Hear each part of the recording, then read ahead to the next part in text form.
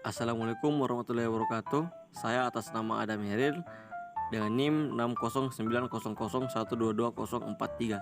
Di sini saya akan menjelaskan studi kasus saya, di mana yaitu menentukan rekomendasi restoran terbaik. Adapun kriterianya seperti jarak, kualitas, dan lain-lain. Seperti yang kita ketahui, dari masing-masing kriteria tersebut akan dibuat variabelnya seperti berikut. Kriteria kualitas makanan. Sebagai pengambilan keputusan, tentu kita ingin mencari restoran dengan kualitas makanan yang sebaik mungkin.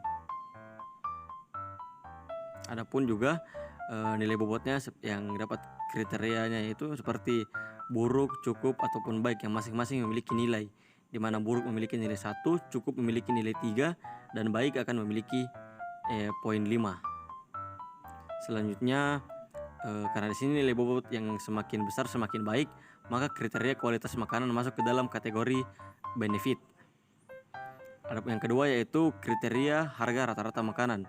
Sebagai pengambilan keputusannya yaitu nilai bobot setiap variabel dengan kriteria harga rata-rata makanan yaitu sebagai berikut.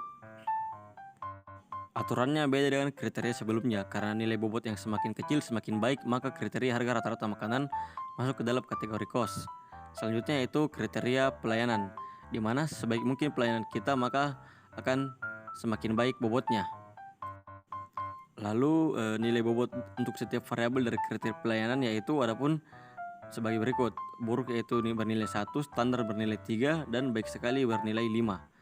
Karena nilai bobot yang semakin besar semakin baik, maka kriteria pelayanan masuk ke dalam kategori benefit. Kemudian ada C3 C4 yaitu kriteria suasana, di mana tentu kita ingin mencari restoran dengan suasana yang nyaman dan menyenangkan, maka semakin besar nilai bobot maka semakin baik.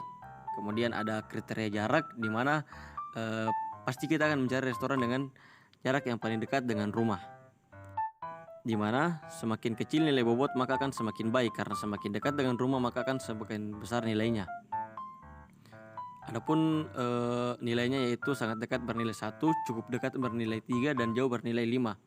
Karena yang semakin kecil akan semakin baik. Jadi kriteria C1, C3, dan C4 termasuk ke dalam kategori benefit. C2 dan C5 termasuk ke dalam kategori cost. Adapun bobot kriteria, dari setiap kriteria yang digunakan semuanya akan diberikan nilai bobot.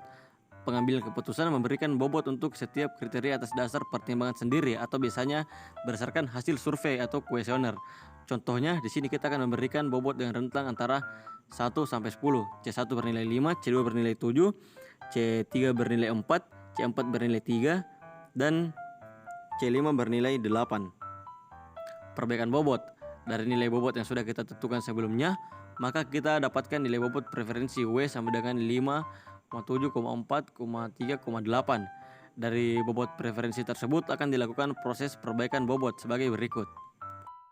Adapun alternatif selanjutnya masuk ke dalam pemilihan alternatif. Pada studi kasus ini ada 3 restoran yang akan menjadikan alternatif, yaitu A1 Jack Restaurant, A2 Mike Restaurant, dan A3 Don Resto and Bar, di mana setiap restoran akan diberikan penilaian masing-masing. Seperti pada A1 itu dia cukup, seperti baik sekali, nyaman tetapi jauh.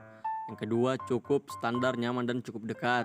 Dan A3 yaitu baik, standar tetapi tidak nyaman, dan tetapi sangat dekat. Dari tabel sebelumnya lalu dikonversi menjadi nilai bobot sesuai dengan masing-masing seperti berikut. Kemudian dihitung nilai vektor V sebagai berikut.